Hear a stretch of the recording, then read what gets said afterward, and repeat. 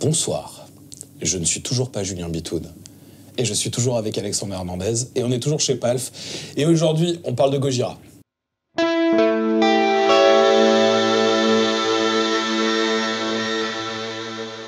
Aujourd'hui, on s'attaque à un des monuments du métal français qui est Gojira. Donc métal français, mais pas seulement, vu que certains des membres de ce groupe ont la double nationalité, sont franco-américains. C'est le cas pour Joe et Mario Duplantier, donc respectivement guitariste, chanteur et batteur de Gojira. Donc voilà, fierté française pour un groupe qui a su porter son message par-delà toutes les frontières, ton contrée. Franchement, même moi qui suis pas fan particulièrement de métal, je connais quoi. Tout le monde connaît le nom, je pense. Ouais. Et après, toi qui n'es pas fan de métal, en plus, on en écoutait tout à l'heure et tu avais quand même, malgré tout, tu étais en train de dire... Il y a des riffs qui restent bien dans la tête. Ouais, franchement, c'est bon. Il y a une qualité, c'est super bon. Ouais, il y a une qualité d'écriture et de composition dans ce groupe qui est absolument affolante, en fait. Ouais. En fait, tout est vraiment basé sur sur la section rythmique, quoi, sur le guitare, basse, batterie, où tout est ensemble, où ça va jouer vraiment sur le temps, le contre-temps, etc. et donner justement cette espèce de côté massif, mais avec quand même un groove derrière. Sans avoir besoin de verser dans la démonstration instrumentale. Ouais. Et puis c'est aussi... ils sont ensemble, ils jouent ensemble. C'est ça. Tu me disais tout à l'heure que c'est quand même deux frères. Ouais. Un batteur, un guitariste. Tout à fait. Ils ont toujours joué ensemble et toujours avec les mêmes musiciens. Oui, je crois pas, de mémoire, je pense pas qu'il y ait eu vraiment beaucoup de changements de line-up, en tout cas peut-être avec les tout premiers line-up du début, mais là, dans la formation actuelle, ils sont ensemble quand même depuis quelques belles années, et au-delà de ça, c'est aussi un groupe qui va s'intéresser à des phénomènes de société, à des sujets de société qui sont, je trouve, vraiment importants, comme la préservation de la nature, de certaines espèces en voie de disparition, etc. Voilà, ils ont collaboré avec Sea Shepherd. Sea Shepherd a un de ses bateaux qui s'appelle le Gojira. C'est voilà, t'es au courant. Mais ils ne savent peut-être pas. Calme-toi, tu ne m'interromps plus jamais la parole. Non mais donc voilà. Donc du coup, ce n'est pas Gaël. C'était l'occasion de faire un petit point aussi sur le son de Gojira, puisque bizarrement, ça sonne très très lourd, ça sonne très violent. Donc, comme sur les précédentes vidéos, ça se passera sur une EVH 5150, puisque c'est l'ampli utilisé par Gojira du coup, avec toujours la Telecaster d'Alex, qui est relativement loin de celle utilisée par Joe, puisque lui, sur ses Charvel, c'est plus de l'acajou, touche ébène, des micros doubles. Ah oui, rien à voir quoi. Voilà, donc on est quand même sur quelque chose d'un petit peu différent, hormis la forme, évidemment. Après, ce qui est étonnant, c'est qu'il y a quand même une évolution. Autant l'ampli est resté high gain, autant les éléments de sa guitare sont revenus un petit peu sur du vintage. Son micro, par exemple, maintenant il est chez DiMarzio. Il a arrêté d'utiliser le Seymour Duncan Distortion, le SH6 qu'il utilisait depuis des années, pour avoir son propre modèle signature, le DiMarzio Fortitude, qui est basé sur le PAF 36e anniversaire de chez DiMarzio, donc qui n'est pas vraiment un des micros les plus high gain qui existent, mais pour avoir eu l'occasion de l'essayer et pour en posséder un exemplaire, c'est marrant parce que du coup tu as ce côté vintage mais en même temps moderne. C'est un micro qui compresse quand même pas mal. Mais tu récupères un peu de médium là où ça manquait. Exactement, mais ça bourre pas du tout dans le signal, quoi. Donc c'est assez cool. Donc voilà. Donc les gars, finalement, ils sont sur le matos qu'on a présenté depuis le début. C'est ça. Et une Telecaster, donc on est quand même plutôt fidèle. Ouais, voilà. Bon, hormis pour les bois utilisés, évidemment. Ouais, bien sûr. Les licences sont pas les mêmes. Et on a ramené des pédales. Moi, j'ai regardé sur Equipboard. Ouais. J'ai regardé le rig de Joe et écoute, on se rapproche grave quand même. Ouais. C'est pour ça qu'on a proposé ce board. Là, on a décidé ensemble de faire ce petit board. Ouais, sur le dernier album, t'as un coup de whammy dès l'intro qui est monstrueux. Ouais. Le 5150, il a déjà beaucoup de gains, mais on s'est dit à la dernière minute, tiens, on rajoute quand même une Ego Driver, parce qu'on s'est rendu compte dans l'autre vidéo sur comment sortir du mix. Bien, c'est quand même plutôt pas mal. Le Decimator, parce que c'est de ISP qui est un très bon noise gate, il n'y a rien à dire dessus. Ça permet de nettoyer un petit peu tout ça, effectivement. Et finalement, il tourne sur délai et reverb assez... milieu de gamme, TC électronique. Ouais, il utilise du TC lui-même ? Je sais pas si c'est vraiment dans son board, mais de ce que je vois sur internet, ça l'est. D'accord, ok. En même temps, ça serait pas outre mesure étonnant parce que TC c'est hyper honnête et puis ça reste entre guillemets, ça reste de l'outil de travail en fait. C'est ça. L'idée, je pense pas que ça soit d'avoir un délai vintage super cher. Ah non, là, il faut un truc qui fonctionne. Solide et qui fonctionne, quoi. Mais il y a quand même beaucoup de fonctionnalités, ce qui est un avantage, mais parfois tu peux un peu te perdre. Donc ça, on va y revenir.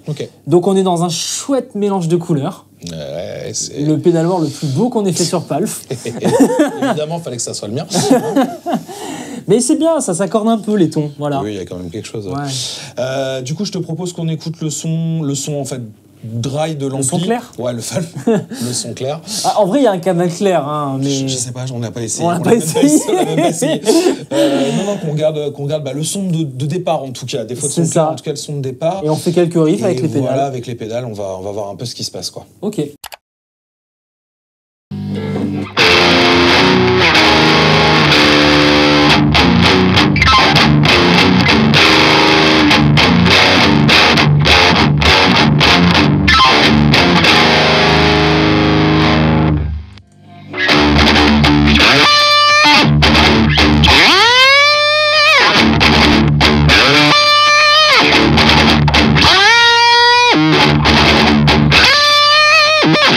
Ce qui est absolument génial avec la Whammy, c'est quoi? C'est pas un effet que j'ai.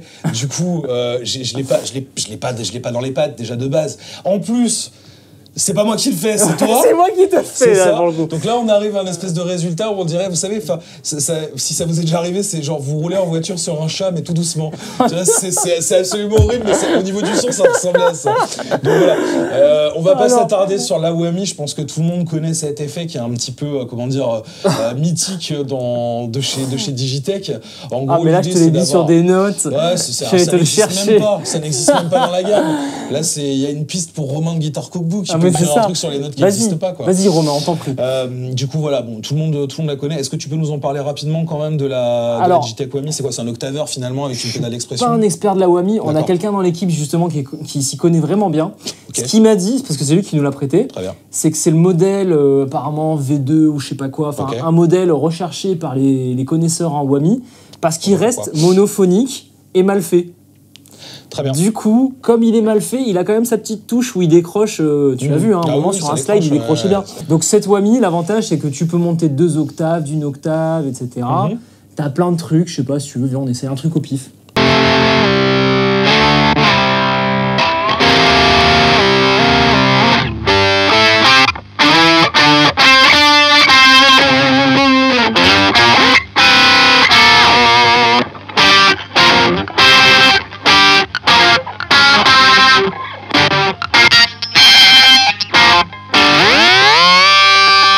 Voilà, vous venez d'assister à la mort du respect. En direct sur Palf, le respect est mort. Bon voilà, enfin... En vrai, il y avait un truc sympa sur la fin. Il y avait un truc sympa. Effectivement, tu peux te marrer. Les grands utilisateurs de Whammy, hormis dans Gojira, on va avoir forcément Matthew Bellamy de Muse. Ah bah oui. On aura Tom Morello de Rage Against the Machine. Ce sont les premiers noms qui me viennent à l'esprit. Il y en a certainement beaucoup d'autres. Il y en a plein qui utilisent la Whammy. Voilà, si vous en voyez qu'on a oublié, dites-le nous en commentaire aussi, c'est pas mal. Il y en a vraiment un paquet. Il y en a vraiment un paquet, j'imagine. Mais bon, alors moi personnellement, en tant que guitariste, c'est pas forcément un effet. Enfin, si tu veux, c'est le genre d'effet que j'achèterais, je jouerais 5 minutes avec. Et tu le renvoies? Non, je pense que. Tu le mets dans un coin? Ouais, je pense que ça s'adapterait pas forcément à ce que je fais. Mais en tout cas, c'est vrai que c'est rigolo. Et je pense que dans certains contextes, ça doit être hyper marrant à faire. Je pense aux copains de Kadinja. Tu penses que c'est leur délire, ça? Ah bah, de toute façon, ouais, clairement, ils s'éclatent à le faire quand ils ont pas de Whammy sous la main. Il y a quelques riffs du dernier album, je crois que c'est Super 90. Ils font certains plans en fait de Whammy. Ils le font en slide vraiment dans les D'accord, ouais, tu t'éclates à y aller, quoi. Ouais, voilà, c'est ça. Donc il y a vraiment un truc, je pense que ça amène quelque chose au discours musical et c'est vachement bien. En tout cas, regardez la vidéo sur Pantera, justement, avec Julien Mitoun. Certes. On s'en sert. Certes. Ils sont mieux qu'ici.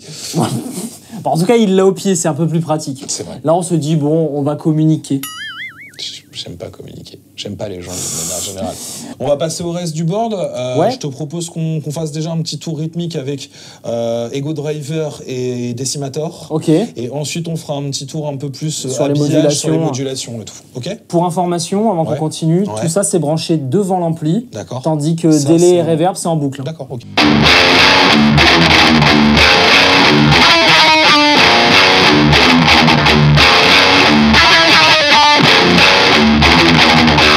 Donc voilà, la section drive. avec vraiment un bon gros gain. T'as vu quand on la laisse allumer, t'as les aigus qui ressortent, qui est au médium. C'est vachement agréable, quoi. Le décimateur, bon, qui fait comme il peut, parce qu'en l'occurrence, là, c'est pas très... Ça chope pas trop de bruit, la Ego Driver avec la télé. Non. Le problème de notre ampli, je pense qu'il est défectueux. Hein. Je pense qu'il y a eu un petit souci, parce qu'il y a pas mal de bruit de fond. On n'arrive pas à l'enlever. Je pense qu'on a juste eu le mauvais ampli, parce que d'habitude, ça doit pas être comme ça. Et... J'ai pas l'impression que... Enfin, moi, j'ai exactement le même à la maison. Et j'ai pas... Ouais, j'ai pas ça. Non, j'ai pas ce gros bruit de fond. Parce que là, je vais le mettre en stand-by à chaque fois, donc je pense que c'est juste ça. Ok, on va passer au delay et reverb. Comme ça, on vous les présente. Sur le réglage, là, pour la Ego Driver, regardez la vidéo qu'on a fait, justement, pour sortir du mix. On explique tout en détail. Volume à burn, pas de gain. C'est comme ça que ça fonctionne sur les amplis High-Gain.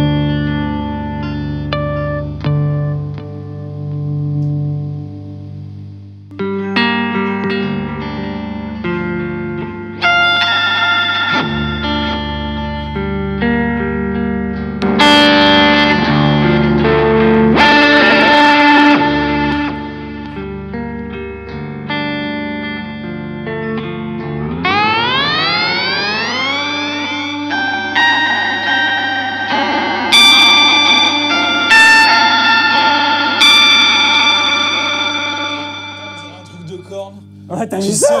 On dirait un gros film d'horreur bien de sale. On aurait dit le début d'un morceau de Korn. Bon. Du coup, c'était ce petit passage en clean, il l'utilise souvent en intro ou en outro de morceaux. C'est souvent ça qui est intéressant. Ça rejoint un peu le thème, ce qu'on avait fait sur l'ambiant, en fait. Oui, complètement. Parce qu'ils utilisent vraiment ce delay, reverb, sur des notes assez simples, tu laisses la place. L'idée, c'est vraiment d'installer un climat, une ambiance, en fait, encore une fois. Donc finalement, t'es en train de dire qu'on a plutôt bien réfléchi notre coup pour les sorties des vidéos. Genre si vous allez voir la vidéo ambiante, par exemple, sortir du mix. De là à dire que c'était prévu, il n'y a qu'un pas. Qu'on ne franchira pas.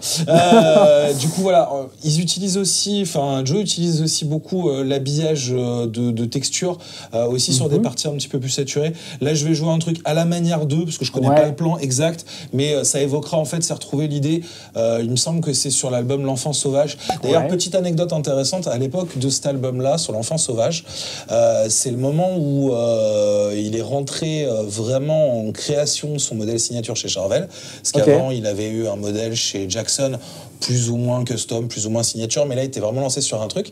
Et en fait, Fender lui avait offert une Telecaster, et qu'il n'a absolument pas modifié, qui est resté en micro simple, et qu'il utilise sur cet album-là. Et quand on en avait parlé avec Julien, quand on tend bien l'oreille sur certains passages, on entend vraiment le grain de la Telecaster, pas modifié. T'entends un twang. Ouais, t'entends un twang, t'entends quelque chose. Et du coup, c'est souvent justement celle-là qu'il utilise pour le truc où il y a, tu vois, il y a une saturation, mais il y a de l'effet, et c'est pas vraiment un riff, mais c'est quand même un truc d'ambiance pour habiller, ça etc. reste quand même, t'entends la guitare. C'est ça. C'est pas trop lourd. C'est ça, c'est l'idée. Ok.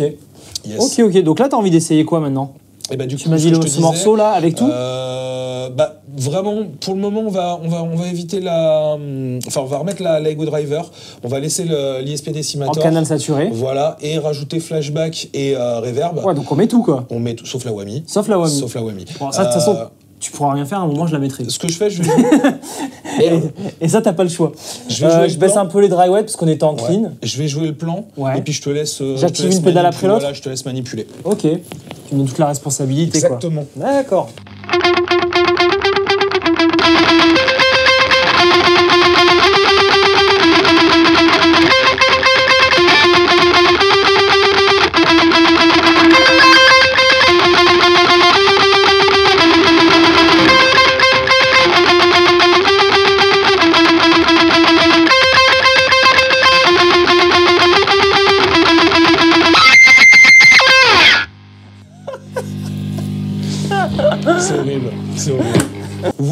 espère que cette vidéo bien humblement sur le son de Gojira tel que nous on l'a compris et tel que nous on l'a envisagé vous aura plu. Si vous connaissez pas trop le groupe ou que vous n'avez pas eu l'occasion encore de vous pencher sur l'album Magma, qui est le dernier qui est sorti, c'est vraiment une pépite.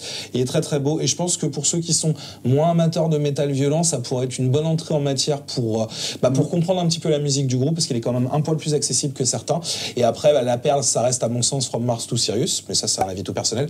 Si vous avez un album préféré de Gojira, c'est le moment de nous le dire dans les commentaires et potentiellement de nous balancer un lien au passage, comme ça permettra à Alex et au reste de l'équipe qui ne connaissent pas vraiment le métal, finalement, le mec, direct, d'écouter un petit peu. C'est du partage, on est sur pas le fond, on partage. Ouais, d'accord, ok. Bon, allez, vas-y, j'assume. Envoyez des liens. Allez, je vais écouter ça. Voilà, l'idée c'est de se dire que on peut réussir à s'approcher quand même un tant soit peu de ce son-là, avec finalement pas tant de budget de matos que ça, hormis la Whammy Vintage pour le coup.